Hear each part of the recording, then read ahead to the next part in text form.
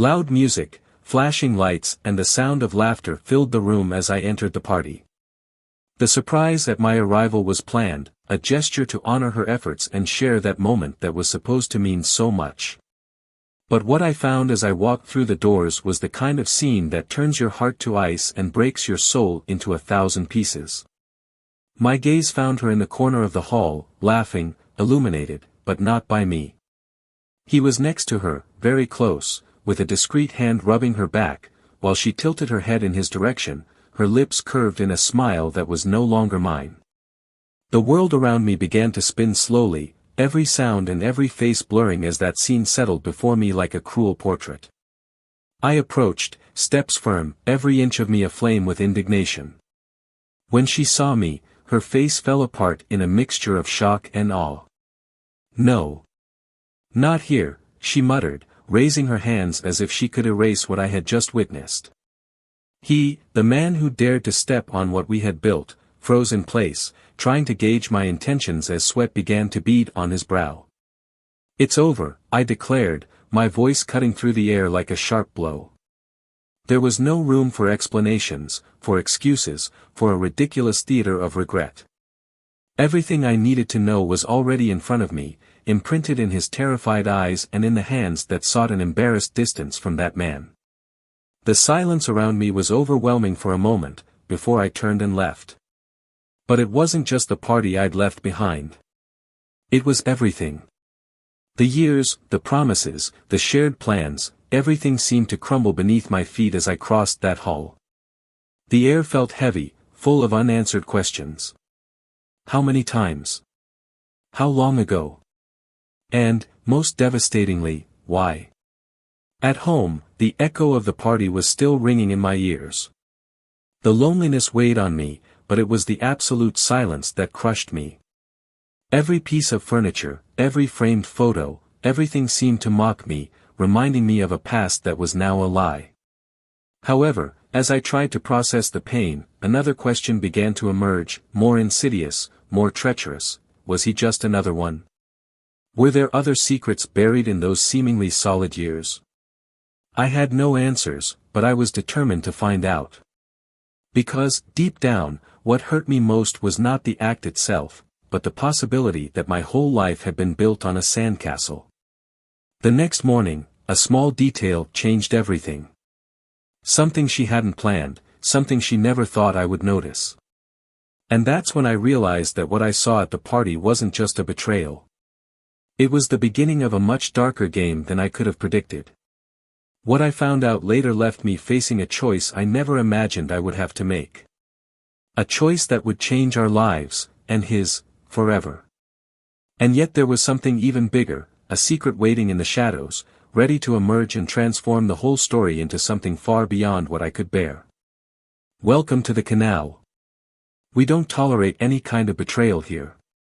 All the stories presented are fictional, created to show how infidelity can destroy lives and leave deep scars. Our aim is to bring reflection and intense emotions, revealing the devastating impacts that wrong choices can have. Get ready now to hear a shocking story, full of twists and turns and strong emotions. Good story. The atmosphere was serene most of the time, a modest but carefully organized house, reflecting the joint effort of years of work and dedication. Lucas and Clara were a couple who, at first glance, seemed to have everything under control. He, with his calm and methodical attitude, worked in a technology company, where his ability to solve problems made him respected by his colleagues. Clara, on the other hand, was a radiant presence, a marketing manager whose energy and charisma lit up any environment. The two had met at a corporate event almost a decade ago. Lucas, with his discreet humor and observant gaze, had immediately been charmed by Clara's spontaneity. She, always full of stories and laughter, saw in Lucas a stability she had never found in anyone else. They were different in many ways, but that difference seemed to be the glue that bound them together. Clara brought the freshness and lightness that Lucas needed, while he provided her with a safe haven amidst the storms of everyday life. Their life was consolidated into a routine that seemed satisfactory to both of them. On weekdays, Clara would leave early for work, usually dressed impeccably, her distinctive perfume echoing through the house. Lucas had a habit of getting up later and preparing breakfast for her, a simple gesture, but one full of meaning. It was his way of taking care of her, of showing that, even in the smallest details, he was there. At weekends, the scene changed. They used to get lost in long conversations, often accompanied by glasses of wine in the small garden at home. They would talk about future plans, trips they would like to take, and even the dog they would one day adopt. It was in these moments that their complicity was at its strongest, a partnership that seemed unbreakable. Despite this, there was a slight imbalance that Lucas was beginning to notice. Clara seemed increasingly distant at times, wrapped up in thoughts that she didn't share. He, pragmatic as he was, attributed this to the stress of work. Clara had mentioned an important project at the company, something that could determine her career progression. Lucas believed that, in time, everything would return to normal. On the other side, Clara was dealing with a whirlwind of emotions. There were days when she felt suffocated by routine, as if the glow she had once felt alongside Lucas had slowly faded. But she also knew that real life was no fairy tale. There was love, that was undeniable, but the warmth of the beginning seemed to have given way to a lukewarm stability. And while Lucas seemed comfortable with this calm, Clara missed something she couldn't quite put her finger on. The couple's friends saw them as an example. "You're so balanced," they often said. Lucas accepted the compliments with a shy smile, while Clara silently felt a twinge of doubt. Were they really as aligned as they seemed? Or had they just learned to play the part of a perfect couple? One day, Clara mentioned the company's annual party, an event that brought together employees, clients, and partners. She seemed excited, detailing the decorations, the theme, and even the dress she had chosen for the occasion. Lucas, for his part, had planned to stay at home that night. He wasn't a fan of crowds and preferred to enjoy the tranquility of his living room. Even so, when Clara smiled at him and insisted, he shook his head and said that this time he would rather let her shine alone. On the evening of the event, Clara looked radiant as she finished getting ready. Lucas, watching her from the sofa, felt a mixture of pride and admiration. He knew she was the star wherever she went, and part of him felt content just to witness that glow. "Have fun," he said, as Clara walked out the door, blowing him a kiss. But as the hours passed, a restlessness began to grow in Lucas. He tried to distract himself with a movie, but his mind wandered. Something about the way Clara had talked about the event, the way she seemed too excited, bothered him. It wasn't jealousy, or so he told himself. It was just a feeling. Around 10 o'clock at night, he decided he needed to see her. Perhaps it was just to confirm that everything was fine, that his insecurities were unfounded. He quickly got ready, grabbed his car keys and set off in the direction of the party venue. When he arrived, Lucas was greeted by the vibrant sound of the music and the lights illuminating the hall. People were scattered around, dancing, laughing and chatting. He felt a little out of place, but decided he just had to find Clara. She would be surprised, maybe even happy, to see him there. As he walked through the hall, something began to change. Small details, an exchange of glances here, a whisper there, began to shape a scenario that Lucas didn't want to face.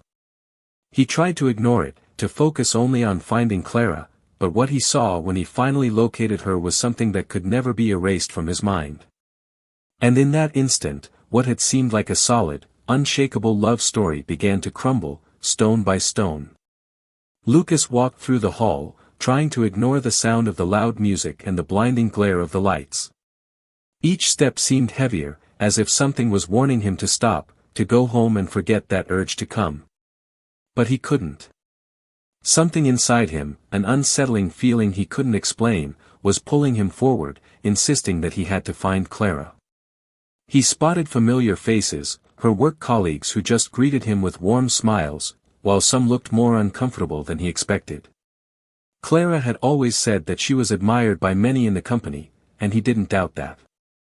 But now, as he observed his surroundings, he noticed glances that seemed to avoid him, as if his presence there disturbed something. His unease increased. Passing the bar, Lucas stopped for a moment, as if his body was looking for an excuse not to go any further. He ordered a glass of water and looked around for any sign of Clara.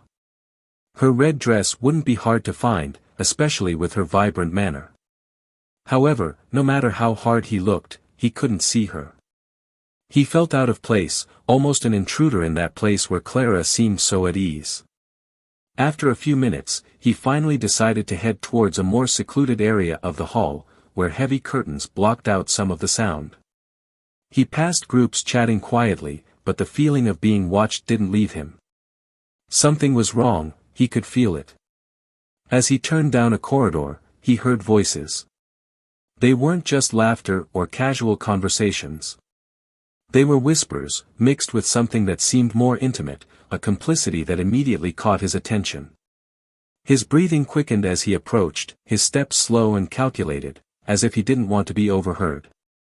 When he finally reached the end of the corridor, Lucas stopped. His hands were shaking, and he felt his chest tighten in a way he had never experienced before.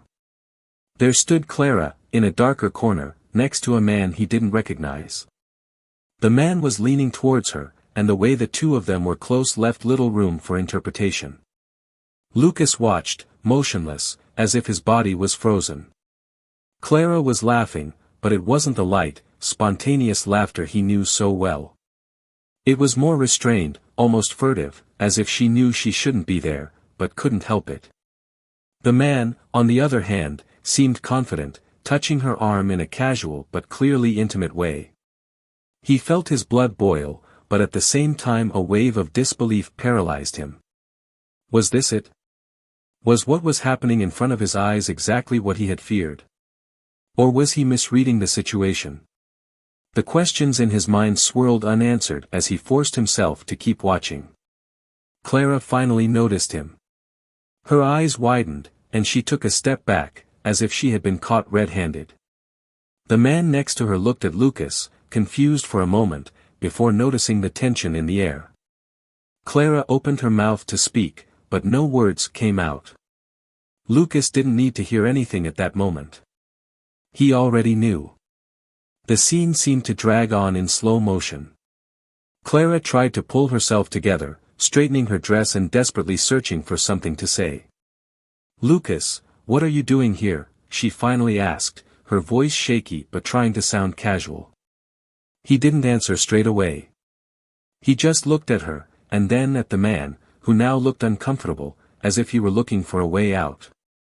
"I came, because I thought it was the place I was supposed to be," Lucas finally said, his voice heavy with emotion. "But I guess I was wrong." Clara took a step towards him, but he held up his hand, asking her to stop.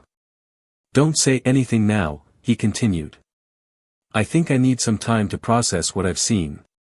He turned and began to walk away, leaving Clara standing there, visibly shaken, while the man simply retreated into the shadows, as if he would rather disappear. As Lucas left the hall, he felt a mixture of relief and devastation. Relief at finally understanding what was wrong, but devastation at the confirmation of his worst fears. He drove home in silence, the thoughts echoing like a drum in his mind. He knew that night would change everything. What he didn't know yet was how deep the abyss really was. Arriving home, Lucas went inside, leaving the lights off. He sat on the sofa, staring at the emptiness. It wasn't just the betrayal that devastated him, but the feeling that something else was hidden beneath the surface, something he hadn't yet discovered. As the dawn progressed, the question that echoed in his mind was not just what Clara had done, but why. And more importantly, what would he do now? The silence in the house was overwhelming, filled only by the sound of the clock ticking away the minutes with almost cruel precision. Lucas was sitting on the sofa, his eyes fixed on the emptiness. He hadn't slept. The encounter at the party and Clara's expression still burned in his mind like a red-hot iron. He felt like his whole world was falling apart, but he knew he needed answers.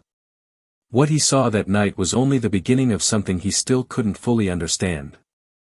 The sound of the door opening caught his attention. Clara entered the room with hesitant steps, her red dress now wrinkled and her hair messy. Her face was marked by tension, and her eyes showed a night as long as his. "Lucas," she began, but her voice failed her. He remained silent, watching her, the weight of his presence demanding more than a simple attempt at an apology. "I need you to tell the truth, Clara," he said, his voice firm but laden with pain. "I don't want excuses, I don't want lies. Just the truth." She hesitated, looking at him as if searching for some spark of forgiveness in his gaze. But she found nothing but a man determined to face whatever was necessary. "I don't know how to start," Clara said, her voice low, almost a whisper. "I never wanted you to find out like this. So you confirm?" Lucas interrupted, standing up. His height, normally a protective gesture, now seemed like an insurmountable barrier between the two of them. "Is that exactly what it looked like? A betrayal?" Clara lowered her head, unable to hold his gaze. "Yes," she admitted, and the word hung in the air like a final blow. "But it's not that simple." Lucas laughed, but there was no humor in his laugh, only bitterness. "It never is it?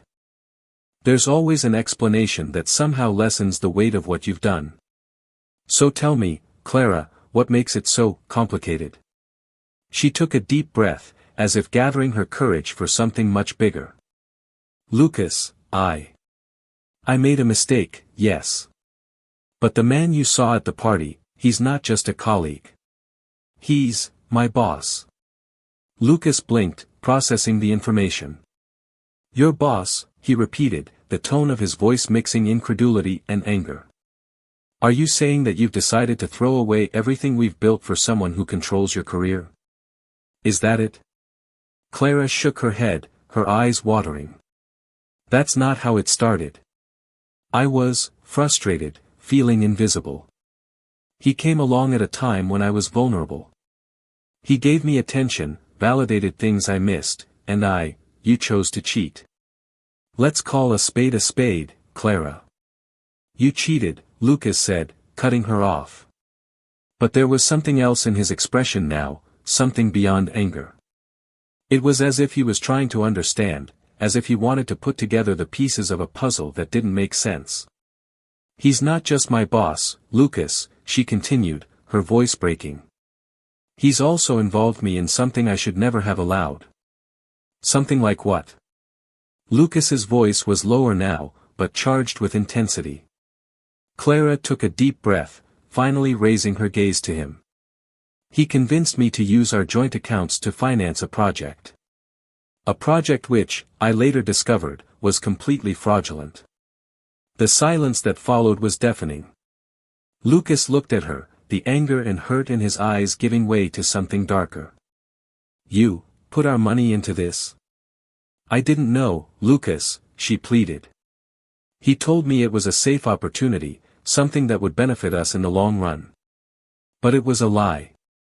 I was an idiot, and now he's blackmailing me." Lucas took a step back, as if he needed room to breathe. "Blackmail?" he repeated, his tone now cold. "Not only did you betray me, but you also put our future at risk, and now you're stuck with this man?" Clara nodded, the tears finally streaming down her face. "I don't know what to do. I wanted to tell you before, but I was afraid. Afraid of losing you, afraid of facing the consequences." "He has proof, Lucas. Messages, documents. He said that if I don't stay by his side, he'll destroy everything." Lucas closed his eyes, trying to process the whirlwind of information. He felt a mixture of hatred, pain and a strange need to act. "And you think I'm going to stand by while he does this?" he asked, finally breaking the silence. "Do you think I'm going to let this man destroy my life and yours without a fight?" Clara sobbed. I didn't know what else to do." Lucas walked to the door, pausing for a moment before leaving. "You destroyed so much of what we had, Clara. But I'm not going to let that man control what's left. I'll find a way to deal with it, with or without your help." He left, leaving Clara alone in the room, the weight of his actions finally falling on her. She knew she had crossed a line from which she might never be able to return. But what terrified her most was the determination in Lucas' eyes. Because, deep down, she knew that the secret she was hiding was even bigger than everything she had revealed so far. And when Lucas found out, nothing would ever be the same again. Lucas drove aimlessly, the steering wheel firmly in his hands as his mind swirled with revelations. The weight of what he had heard from Clara seemed to crush him. He parked in an empty lot, the silence of the night enveloping him like a suffocating blanket. He sat on the bench of a small bandstand, the cold air stinging his skin as he tried to organize his thoughts. The betrayal alone was devastating, but the scope of Clara's actions was something he still couldn't fully comprehend. As he stared into the void, the sound of soft footsteps on the gravel brought his attention back. He looked up to see Clara approaching, her arms crossed as if to protect herself not only from the cold, but from the emotional storm that was enveloping them. She stopped a few steps away, hesitating, as if waiting for his permission to approach. "How did you find me?" Lucas asked, his voice low but firm. "I knew you'd come here," Clara replied, her voice trembling. "You always come when you need to think." Lucas said nothing. He just stared at the horizon again, his eyes fixed on the trees swaying in the wind. "I'm not going to run away from this, Lucas," Clara continued, taking a seat on the bench but keeping a respectful distance. "I know what I've done is unforgivable. But please, let me try to make amends." He let out a short, bitter laugh. "Make amends? Clara, do you understand the gravity of what you've done? It's not just about you and me. You've put our whole lives at risk because of, what?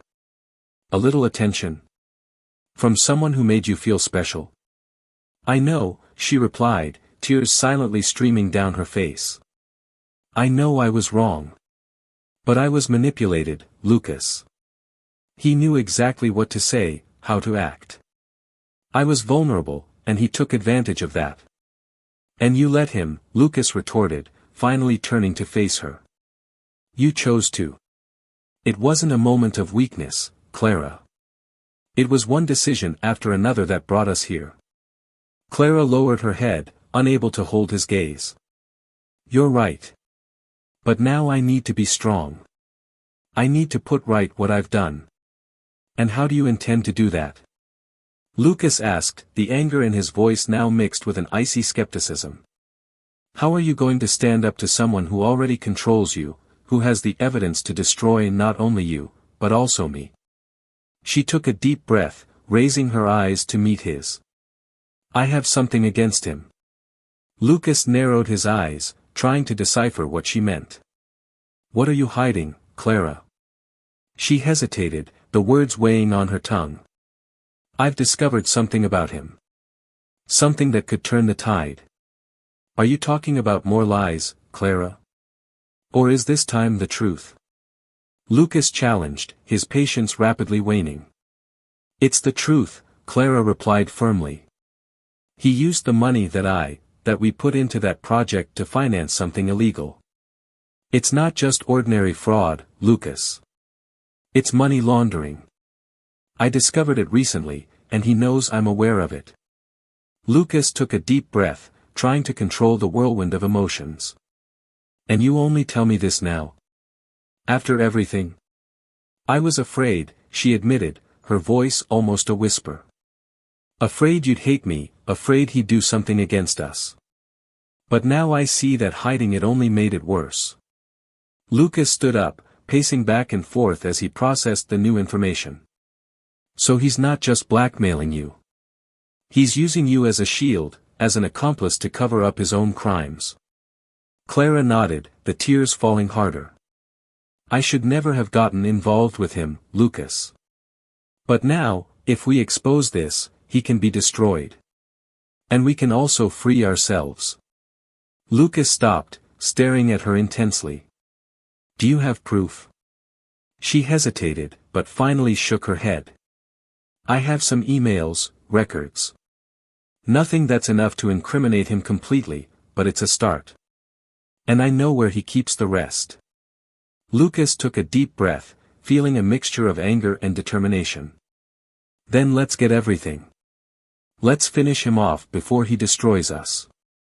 Are you going to help me? Clara asked, surprised by the change in his posture. Lucas stared at her for a long moment. I'm not doing this for you, Clara. I'm doing it because he won't ruin my life. You've already done enough for that. Clara lowered her head again, accepting his words as the weight of her choices. I understand. And I thank you all the same.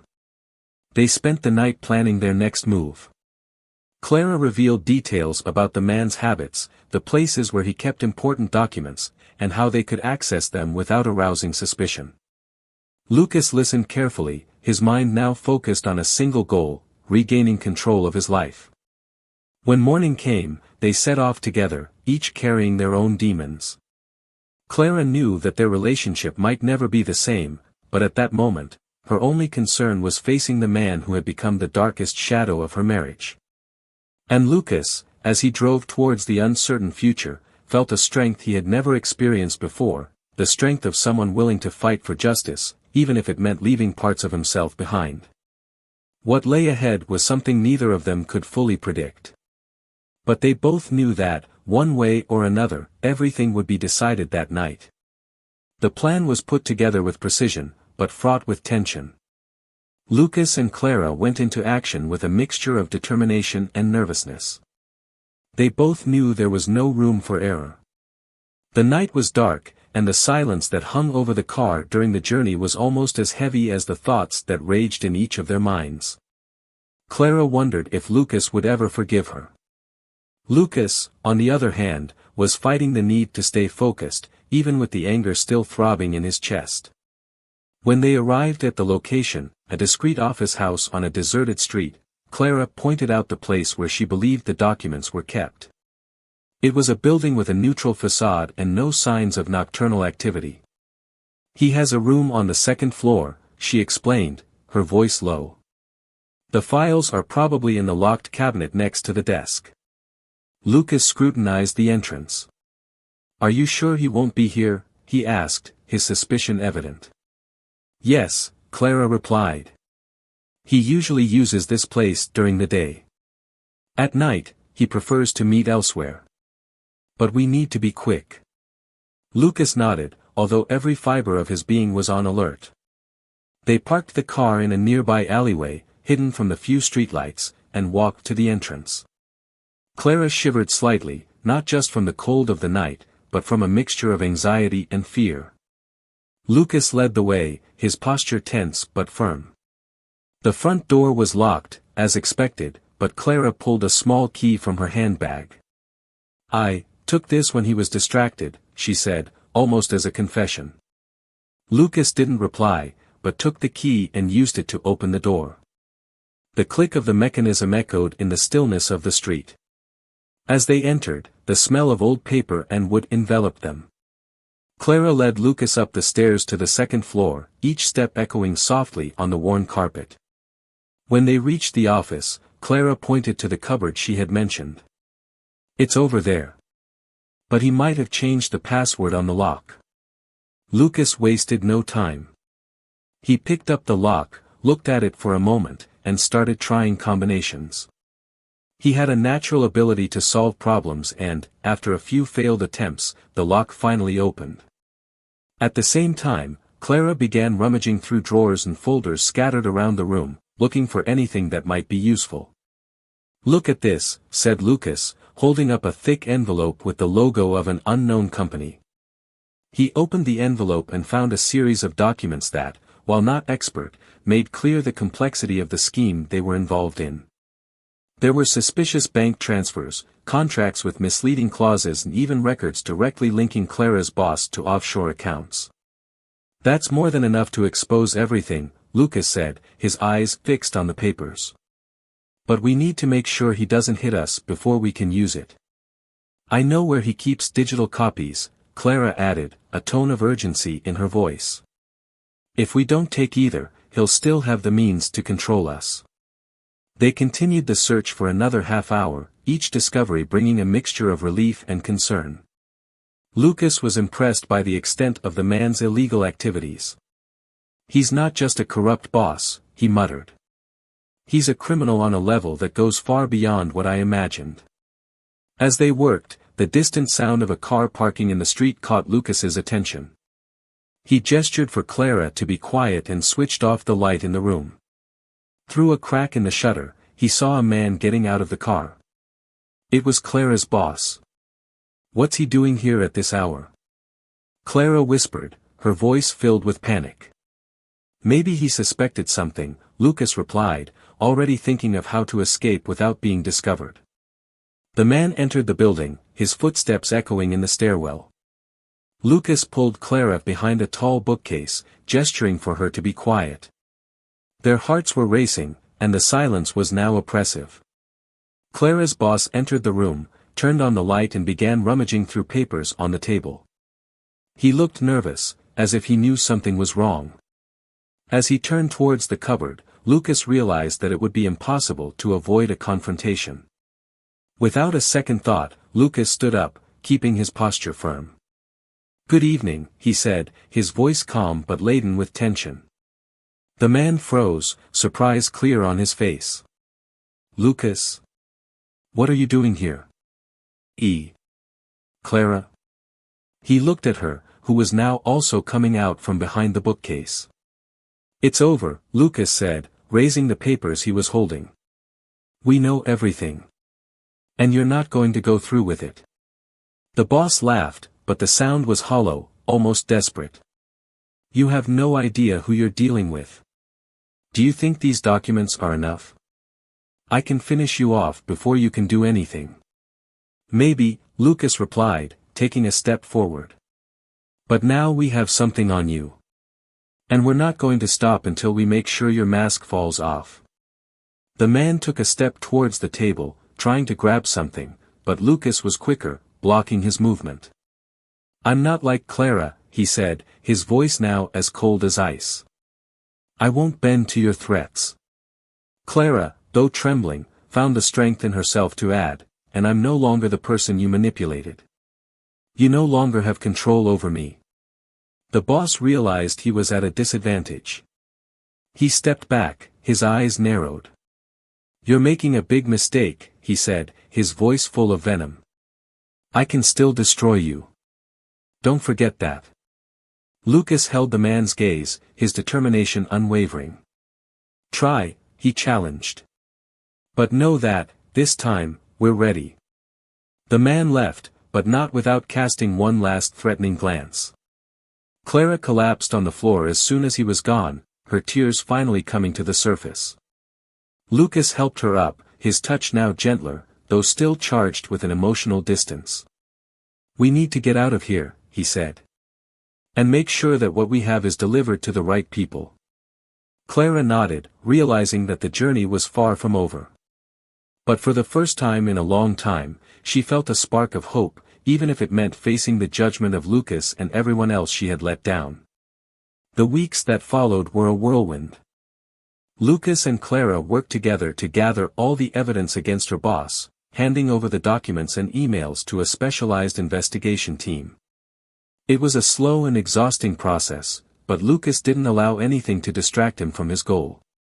Clara, for her part, was going through a roller coaster of emotions. The shame of her actions consumed her, but she knew that the only way she could try to redeem herself was to face the consequences and do what was right. As the investigations began to progress, Clara's boss was quickly implicated in a series of financial crimes. The evidence was overwhelming, and he had no choice but to confess to try to reduce his sentence. The media reported the case as a major corporate scandal, revealing details that Clara had never imagined to be so profound. But the legal victory didn't bring the complete relief she had hoped for. Although the external threat had been eliminated, the chasm between her and Lucas seemed to grow by the day.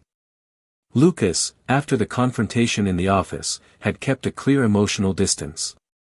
He was respectful but cold, and Clara knew that the bond between them had been severely damaged. One day, while organizing the remaining papers at home, she finally decided that she needed to face the inevitable. "Lucas," she began, her voice shaky but determined. "We need to talk." He looked up from a report he was reading, his expression neutral. "About what?" "About us," she said, taking a deep breath.